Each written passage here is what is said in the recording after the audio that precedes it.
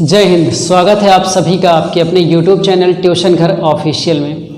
आज इस वीडियो में हम लोग ये जानने का प्रयास करेंगे कि एसएससी स्टेनोग्राफर का जो सिलेबस है उसमें इंग्लिश विषय से क्या कुछ क्वेश्चन पूछे जाते हैं। चूँकि आपको पता है कि इंग्लिश का 100 नंबर का क्राइटेरिया है, तो हमें ये जानना है कि कितने कितने क्वेश्चन आते हैं किस किस सेक्शन से। ठीक है, तो आज का ये कंप्लीट वीडियो डिस्कस किया जाएगा सिलेबस को लेके कि सिलेबस जो इंग्लिश का, स्पेशली इंग्लिश का जो दायरा है वो कौन कौन से क्वेश्चन आते हैं, किस किस टाइप के क्वेश्चन आते हैं और कितने कितने नंबर के क्वेश्चन आते हैं। ठीक है, तो कंप्लीट वीडियो में देखिएगा कि क्या कुछ क्वेश्चन इसमें है। ठीक है, और देखिएगा मैं यहाँ लिख देता हूँ सिलेबस एसएससी स्टेनोग्राफर। पहले हम लोग लिख लें, स्टेनो केवल लिख लूँ, चलो केवल स्टेनो लिख लेते हैं।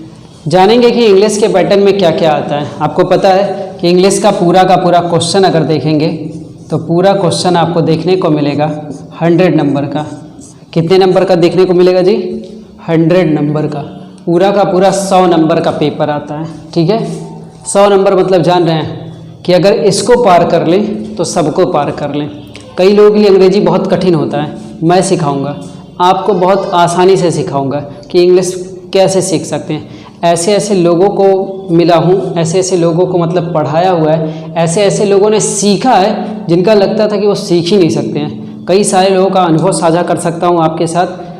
कई सारे लोग ऐसे हैं जिन्होंने कभी सिंगुलर प्लूरल का ज्ञान नहीं था, इज एम आर समझ नहीं पा रहे थे सही से, तो उन्होंने भी अच्छा सीखा है, अच्छे से नंबर को गेन किया हुआ है, ग्रामर को अच्छे से कमांड भी बनाया हुआ है। तो ये भी ध्यान रखिए कि आप सीख सकते हैं। अगर आपके मन में ये है कि मेरा इंग्लिश विषय कमज़ोर है तो मैं कैसे अपना नंबर गेन करूंगा, तो मेरे साथ लगिए। मैं आपके साथ लग रहा हूं पिछले कई दिनों से, कह सकते हैं कई सालों से, ऐसा भी बोल सकते हैं। हालांकि ये नहीं कहूँगा कई सालों से, बहुत सारे ईयर नहीं बीते हुए हैं, लगभग 2-3 साल का जर्नी है।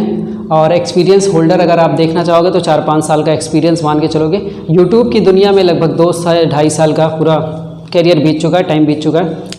तो अब चर्चा करते हैं कि इंग्लिश में कौन कौन सा क्वेश्चन आता है। पहले देखो, पहला क्वेश्चन आपके पास है नो एरर का। ठीक है सर, ये जो नो एरर के क्वेश्चन आते हैं कितने आते हैं पेपर में? तो नो एरर के आते हैं आपके 10 क्वेश्चन। ठीक है, फिर देखो इंग्लिश का नो इम्प्रूवमेंट का सेक्शन, नो इम्प्रूवमेंट का सेक्शन, इसमें कितने क्वेश्चन आते हैं? सर इससे भी आपको 10 क्वेश्चन आते हैं।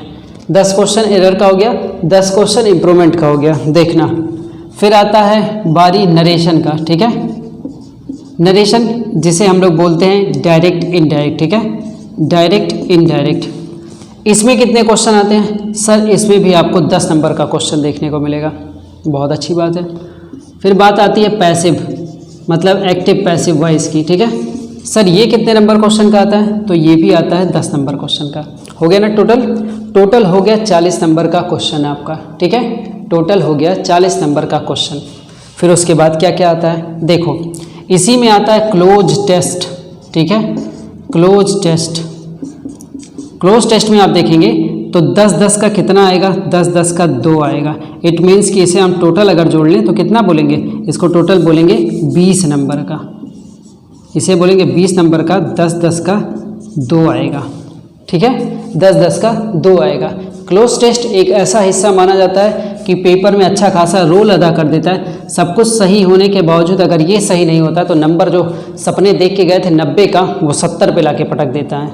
ठीक है, तो ये अहम रोल अदा करता है। इसको कैसे लगाया जाता है अगर आप मेरे से जानना चाहोगे तो मैंने वीडियोस तो बना रखे हैं, लेकिन पर्सनली अगर आपको इन सब चीज़ों को समझना है कि बारीकियां समझनी, नो एरर को कैसे डील करते हैं, नो इम्प्रूवमेंट को कैसे लगाएंगे, नरेशन के कैसे क्वेश्चन को लगाएंगे, देखो लगाना सबको आता है, कितना जल्दी से वो लगा जाएगा एग्जाम में, वो चीज़ें मैं सीखने को आपको मुझसे सीखने को मिल सकता है। ठीक है, क्लोज टेस्ट, क्लोज टेस्ट कैसे लगाना है? लगभग मेरे पास 300 से 400 क्लोज टेस्ट हैं। अब बताओ, अगर आप 300 से 400 क्लोज टेस्ट लगा लोगे तो फिर आपका कभी यहाँ से नंबर रुकेगा? कभी नहीं रुकेगा। ठीक है, कैसे लगाना है तरीका मालूम चल जाए, क्या क्या स्टेप फॉलो करना है, उसके बाद सही होने लगेगा। ठीक है, थोड़ी सी मेहनत करेंगे, इसमें भी अच्छा खासा नंबर गेन करने लगेंगे। अच्छा, इतना हो गया। फिर देखो और क्या सिलेबस का हिस्सा है। फिर आता है इसमें पैसेज। ठीक है, क्या आता है जी? पैसेज आता है। कितने नंबर का? 15 नंबर का। 5-5 का 3 आता है, 5-5 का 3 आता है। पैसेज 5-5 का 3 आता है, 15 नंबर का। अब देखो और क्या क्या बचा हुआ है। इसमें आपको देखने को मिलेगा PQRS, ठीक है, PQRS बोलिए या उसको ABCD बोल दीजिए। कभी कभी 3 दे देता है, कभी कभी 4 दे देता है, तो उस तरीके से। और अगर नहीं समझ पा रहे हो PQRS ABCD ये सब नहीं समझ पा रहे हो तो ABCD और PQRS नहीं समझ पा रहे तो उसको बोलते हैं ना कि सेंटेंस अरेंजमेंट, ठीक है, सेंटेंस को अरेंज करना, ठीक है। ये आता है जो आपके पेपर में सर 5 क्वेश्चन आता है, ठीक है। ऐसे देखो फिलअप वाले क्वेश्चन, फिल वाले क्वेश्चन आपके 5 आते हैं। एडियम के क्वेश्चन आपके 5 आते हैं पेपर में। एंटोनिम्स 5 आते हैं। सिनोनिम्स 5 आते हैं। हो गया होगा ना टोटल, ये हो गया 60 नंबर इधर, और इधर आपका हो गया 40 नंबर। दोनों को अगर टोटल करेंगे तो कितना हो जाएगा 100 नंबर। ये आपके पूरे पेपर का सिलेबस है, ठीक है। इंग्लिश का क्वेश्चन जो आपका आएगा यही 100 नंबर का पेपर आपके पेपर में आएगा, ठीक है, आपके एग्ज़ाम में आएगा। तो अगर आपको बारीकियां समझना है, मैंने पहले भी बताया कि इंग्लिश में अगर 100 नंबर का क्वेश्चन है तो कम से कम देखो अक्सर लोग लाते हैं इतना नंबर। आपके मन में अगर कोई नया होगा तो उसके मन में ये आ रहा होगा, अरे ऐसे कैसे हो सकता है कि 85 से 95 नंबर इंग्लिश हम इसमें लेके आ पाएंगे। इतना नंबर कोई लेके आया हुआ आज तक? तो जाके पलटिएगा पन्ना, पूछिएगा प्रीवियस ईयर वालों ने या फिर उससे पहले ईयर वालों ने क्या इतने नंबर लाया है। अगर एक भी बंदे ने 85 या 95 के बीच का स्कोर किया है तो आप भी तो कर सकते हैं। क्यों? आप भी कर सकते हैं, बस सही मार्गदर्शन मिले, सही तरीके से चीज़ें फॉलो कर लीजिए, आपको भी मिल जाएगा, ठीक है। तो इतना नंबर लाने के लिए हर पहलू पे आपका एक कमांड अच्छा होना चाहिए, क्योंकि एग्ज़ाम निकालने जा रहे हैं। और एग्ज़ाम याद रखिए, मैंने इससे पहले की वीडियो में बताया है, इस बार भी बता रहा हूँ फिर। और आने वाले दिनों में जितने वीडियोस हम लोग कवर करेंगे उन सारे वीडियोस में इस डिस्कशन को रखेंगे कि 150 प्लस जाना ही जाना है। अगर इससे कम रहेंगे नहीं कुछ होगा, चाहे कुछ भी आप कर लीजिएगा, 150 के नीचे कुछ नहीं होने वाला है, ठीक है। तो 150 के ऊपर जाना है, और ऊपर फिर मैं कहूँगा ऊपर का मतलब बस 150 ही नहीं, 155 लेके आओ, 160 लेके आओ, ऐसे ऊपर जाने की बात कर रहा हूँ, ठीक है।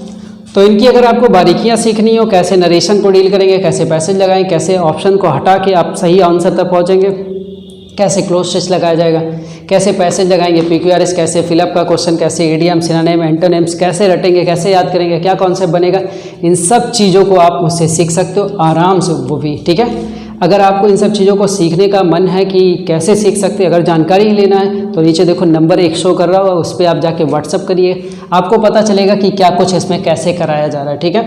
बाकी हमारी क्लासेस चल रही हैं डेली डेली। मैं यूट्यूब पे भी अब एक्टिव रह रहा हूँ, क्योंकि मुझे पता है कि एग्ज़ाम का डेट बहुत करीब है, तो उसके लिए मुझे आपके साथ लगना ज़रूरी है, क्योंकि मैं आपका साथ बहुत समय से दे रहा हूँ और आगे भी कंटिन्यू करता रहूँगा, ठीक है। तो चलिए मेरे दोस्त, आप लोगों को सिलेबस की जानकारी हो गई होगी कि इंग्लिश का ये 100 नंबर कैसे आता है, ठीक है। अब आने वाले दिनों में हम लोग डेली टू डेली कुछ ना कुछ डिस्कस करेंगे कि एरर के क्वेश्चन को कैसे लगा सकते हैं, नो इम्प्रूवमेंट कैसे लगा सकते हैं, बहुत सारी चीज़ों को डिस्कस करते रहेंगे, ठीक है। चलिए आज की क्लास में इतना ही। उम्मीद करता हूँ ये वीडियो आपके लिए काफ़ी हेल्पफुल रहा होगा, और इस वीडियो के माध्यम से अगर आप सिलेबस को नहीं जान रहे थे पहले दिनों में तो आज आप जान गए होंगे, ठीक है। चलिए आज के लिए इतना ही, धन्यवाद, जय हिंद।